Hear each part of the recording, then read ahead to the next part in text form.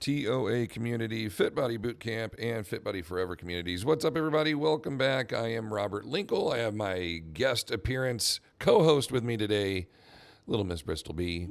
Bristol's hanging out. She's skating around a little bit this morning while we wait for everybody else to wake up. But I wanted to talk to you a little bit more about arthritis and the arthritic grace period. And to do that, I am going to dive into a small section of a presentation that I did at the at Elite Training for Fit Body Forever in January. Fit Body Boot Camp, Elite Training, Fit Body Forever we did the day before. Fit Body Boot Camp, this was one of our elite training for all of our coaches. When we talk about arthritis, arthritic pain, we're going to just talk about it in general across the entire body. I'm going to give you some examples, hands, feet, etc., in different spots, but we're gonna just kind of target the disease itself. And I will show you where we get a lot of this reference material from, etc. Okay? But let's do a little game here real quick. Okay? Sis, you can participate. Number one, true or false? Is arthritis an old person disease? Yes or no? You think so? Only old people get it? No. No? You think anybody can get it? That would be correct. Yes, it is not an old person disease. So that one is false. Arthritis is induced by cold and or wet climates. So if it's cold outside or if it's raining, does my arthritis flare up? Does it get worse? If I'm in a warmer, drier climate, is my arthritis better? What do you think? No. It can be affected anytime, anywhere? I don't know. Yeah, you're right. That one's also false. Yeah. Though that is a very common misconception. Someone, you had a grandpa and he's like, my knee's acting up. There's rain ahead. There's a storm on the horizon. My back can feel it. That's all bullshit. None of that's real. All right. Arthritis can be cured with medical treatment and or proper health and nutrition. Cured is the key word here. Can you cure arthritis? Yes. Nope. Unfortunately, no. We can make it better. Okay. You can make it better, but once you get the arthritis, you got it forever. Yeah. So that one's false. Can't fix it. Arthritis can't be cured, and people are doomed to live a life full of pain and misery. Is that true or false? True. You think that's true? They're doomed to live a life of misery and pain? Yes. No, that one's false as well. Hey, it can't be cured, but we can definitely improve people's quality of life. And it looks like Mama is messaging us. Let's see. It looks like she's awake. We're going to do this live with everybody. Okay. Mama's awake. If you want to go say hi to her, you can. And then our last one, exercise and resistance training inflames and or worsens arthritic response. True or false there? That one has some truth to it. Excessive exercise or excessive resistance training can cause a flare-up. But it's not going to necessarily make your arthritis worse. Your arthritis is a chronic health response to anything and everything. Like your arthritis didn't happen because you were resistance training. Your arthritis happened because of way of life and genetics and whatever else goes into it. But you can definitely exacerbate it by exercising improperly and lifting too heavy a weight and doing hundreds of extra reps, all that. But just like anything else, you could do that in the yard if you work too much or if you bend over too many times wrong, the arthritis in your back can flare up. Like anything to excess could be bad for you. But in this case, exercise is going to be the cure as long as we do it right, okay? All right, team. So let's get a couple of stats here to back us up. 54 million Americans suffer with arthritis and arthritic pain annually. That's estimated about 78 million people by 2040 will have that much arthritic pain in them. 1.6 million Americans suffer from rheumatoid arthritis, which is an autoimmune disease. 54 million Americans suffer from osteoporosis or some form of bone degeneration. And that number is estimated to go over 33% by 2025, which is this year. 1.2 million Americans have had total hip replacements. And the reason we put all that on there is a lot of these arthritic responses add and lend towards degeneration of the joint, eventually needing a replacement of that joint. And most commonly the knee, followed by the hip, and then the shoulder. And now there's like elbow replacements and articulating cartilage and or bones in the wrist or in the feet that are being replaced. It's pretty impressive, some of the stuff that's being done these days. This is Linda. Linda had a knee replacement and has quite a bit of arthritis throughout her back, her hips, and her knees, and in her hands a little bit too as well. But she's deadlifting 85 pounds right here in this photo for like 4 sets of 8. I mean, just absolutely crushed it. On the other side of this is Susan. Susan has arthritis in her back and her knees, has had a hip replacement and a shoulder replacement, and is deadlifting 170 pounds here in the hex bar. This kind of showcases some of the arthritic response inside the vertebrae, and how the arthritis will start to degenerate not only the disc, but the bone around it. So that's when you would say that you have osteoarthritis, and the osteo is now bone degeneration, bone aggravation. And it's going to start to affect the facet joints that connect the vertebrae together, making that movement and articulation about that joint really aggravated and uncomfortable as well. So this brings us into what the arthritic grace period is and why we want to utilize the strategy of implementing slow progressive resistance training into an individual with really with everybody, but anybody with arthritis looking to improve their quality of life, get their arthritis pain to not hurt them and or affect their body as much. We're going to slowly introduce resistance training to them, do a workout, wait 48 hours, maybe 72 hours, pending the person, and then do it again. And now that we've established that as the pattern, never stopping that pattern, just continue, maybe improving, adding to it, but just continuing on forever. Like, this is the new way of life. And here's all the great stuff that will occur, okay?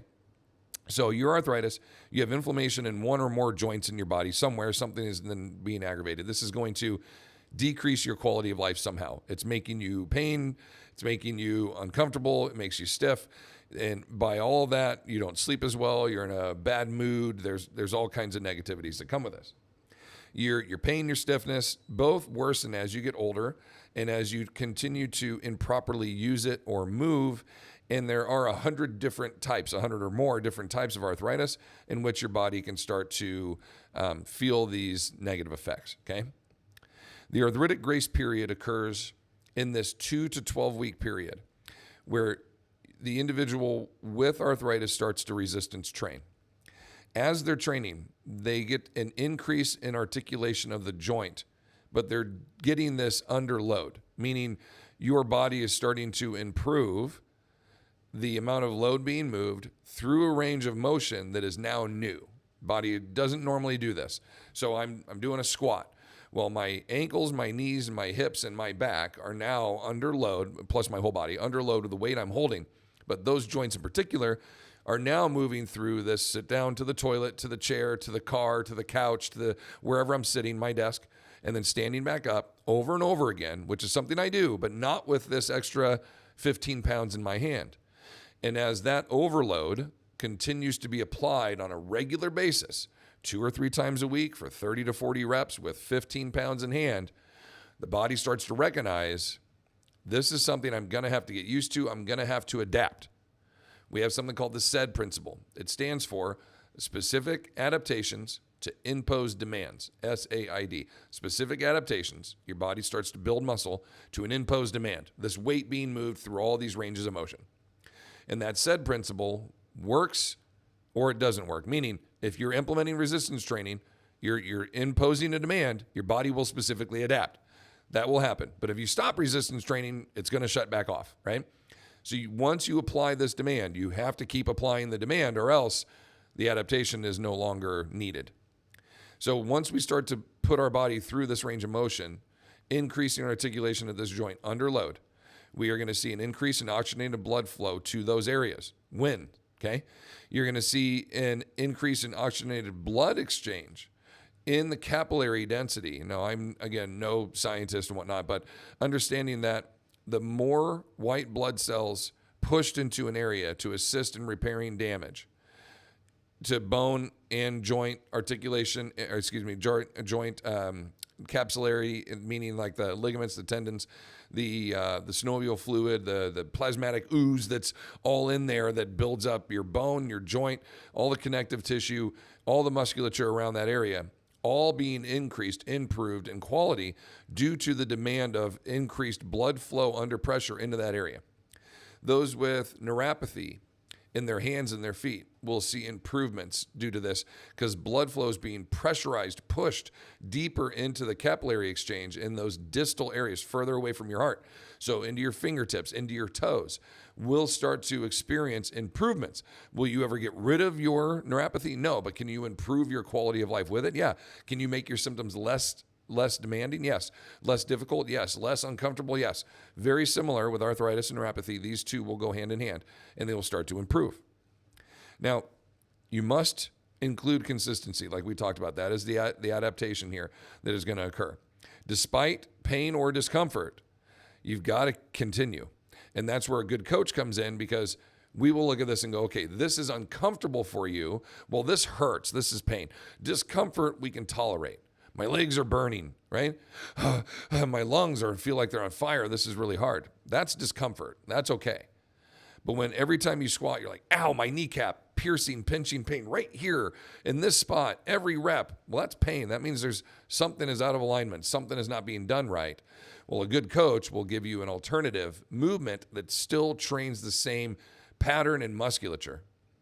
And so we'll say, well, don't hold the weight here, hold it here. Move your feet in, move your feet out. Turn your toes in, turn your toes out. Push your knees out, bring your knees in. Hold on to this band, don't hold on to this band. Let's hook it to a belt, let's not hook it to a belt. We'll give you all these different variations. Eventually you'll be like, okay, I'm doing the same thing, just in a different way because I can't not do this movement pattern of squatting. But I have to find which one works for me and gives me a good adaptation, an opportunity for adaptation to this demand. What demand are you placing on me? That's my job to find the one that works best for you and your body.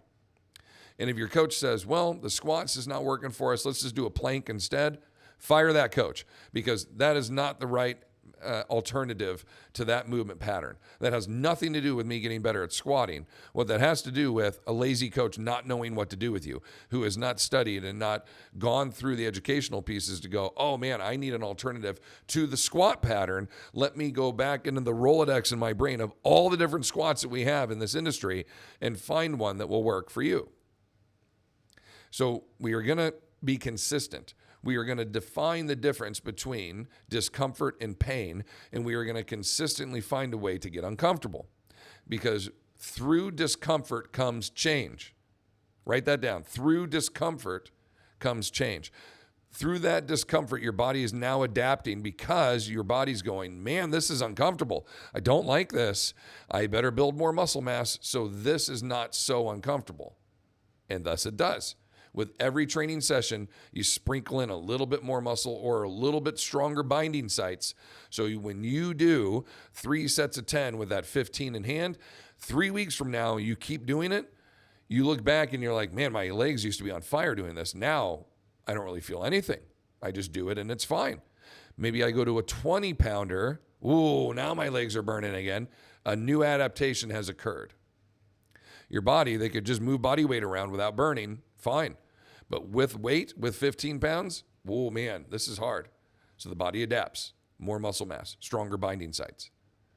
And then you get to a point where you're like, well, this isn't very hard anymore. I can do this all day. I'm consistent. And there's less pain. There's no flare up. There's less discomfort. Cool. All good improvements. So then we go to a 20 pounder. Woo! Yeah, my knees don't hurt, but boy, my quads are burning again. I want that adaptation again. Okay, now I can handle 20. Let's go to 25.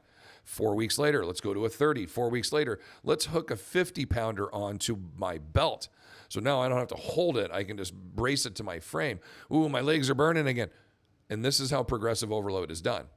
And at some point, you'll get to the point where you're like, you know what? I'm a 65-year-old guy and I'm belt squatting 100 pounds. That's probably good enough, quote unquote, for my demands of my daily. I don't have to keep going to 125 to 150 to 2. We don't have to do that. You can, but you don't have to. At some point, I want you to go, I'm strong and I'm going to maintain this strength. And I can take that 100 pounds and I can go really fast. I can go super slow. I can increase range of motion. I can change my stance slightly. I can get more vertical. I can hinge in a little. There's all kinds of different ways to change the variable to make it more difficult and to create a new stimulus because you want to keep improving. But it doesn't always have to mean just go heavier. But in the beginning, for like the first 2 years, Yeah, you want to pursue more load and continue to increase volume that way.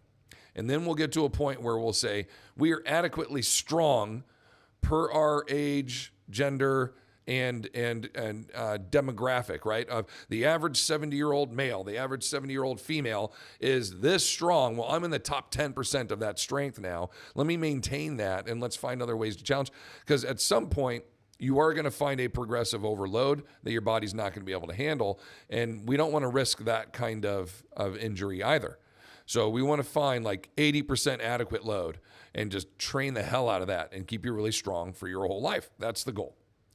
Resistance training will help in reducing the swelling of the joint, making sure we're doing this with proper progression, that we do not overtrain your body, because as soon as we overtrain, we injure. Okay, so stick with me on this.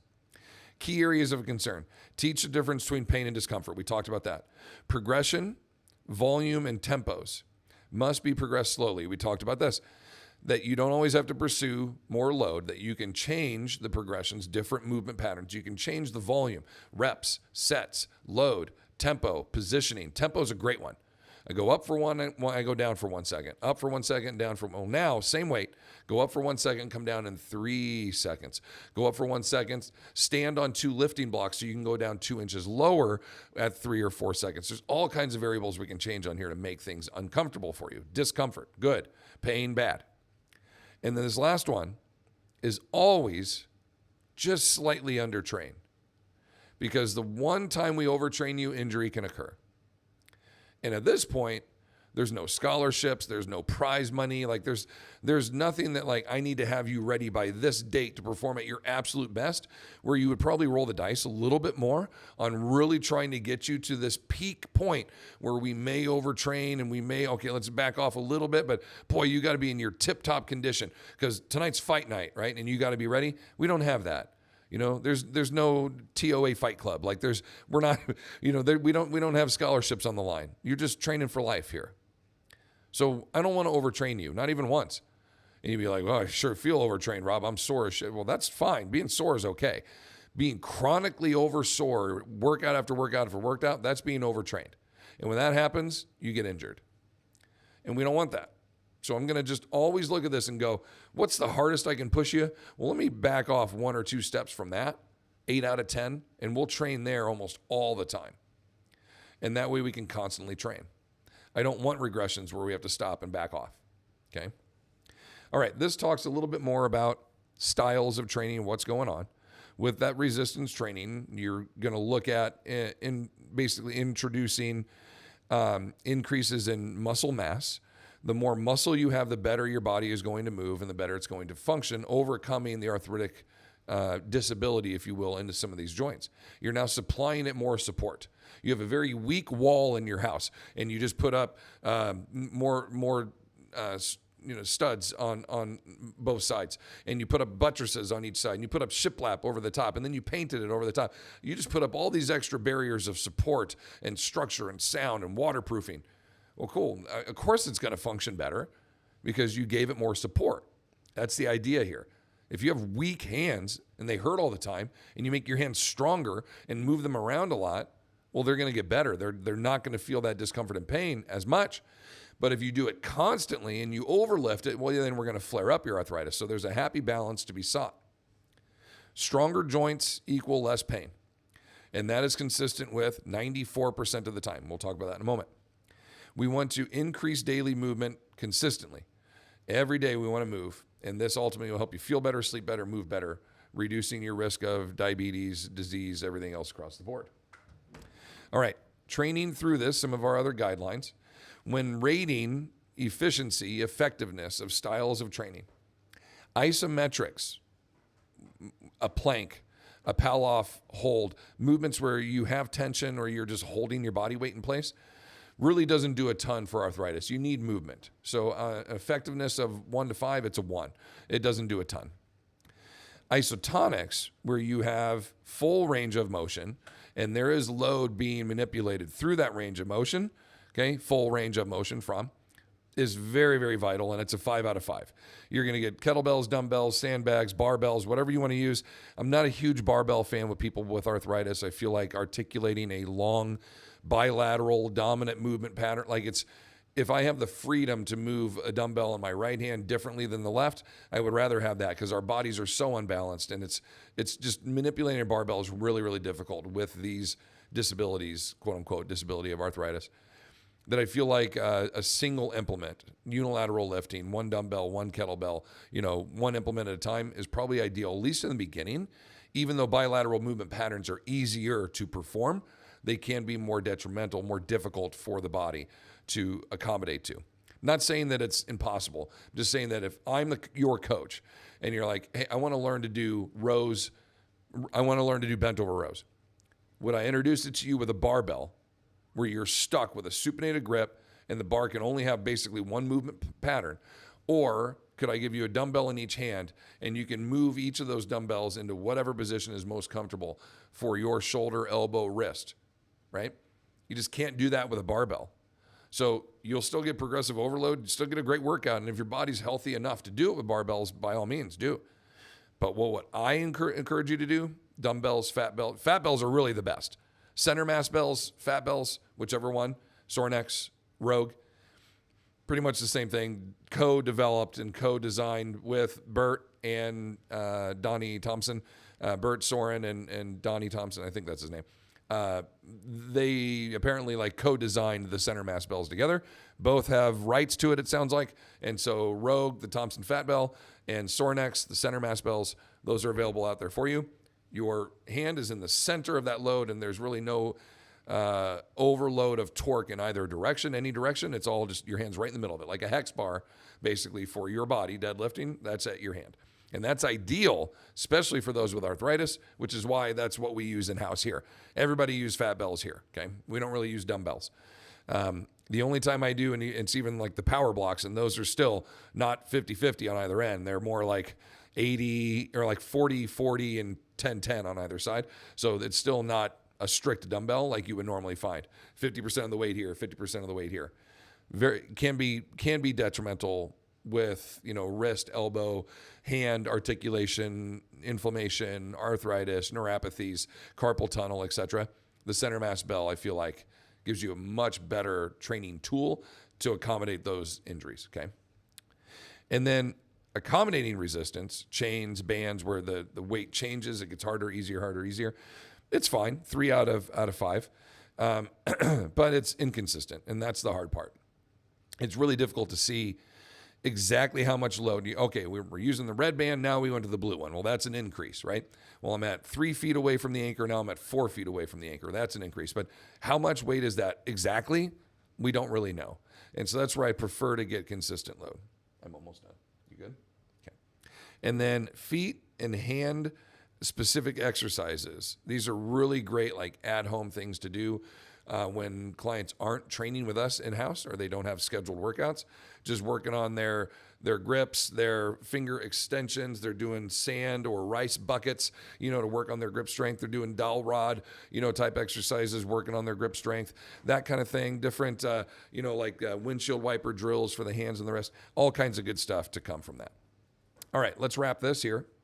That 2 to 12 week adaptation phase basically means if you start resistance training 3 times a week for at least 20 minutes, after 2 weeks, you're going to start to see most people are going to start to see some type of adaptation where their body's going to start benefiting from the resistance training by reducing arthritic experiences, meaning whatever your arthritis response to you, aches, pains, discomforts, stiff range of motion, whatever, that's going to start to improve. Quality of life will start to improve for 94% of the people somewhere between 2 weeks and 12 weeks. Some it's 6 weeks in, some it's 8 weeks in. Some people, after 2 workouts, their hands that are all arthritic start to feel better. It just depends on the person. But for 94% of the people that participated in this, and we're talking thousands of people that were in these studies, 94% saw an improvement in their overall quality of life, meaning their arthritis and their arthritic response, their arthritic symptoms were not as bad. Things started to improve. Some type of reduction of arthritic pain occurred.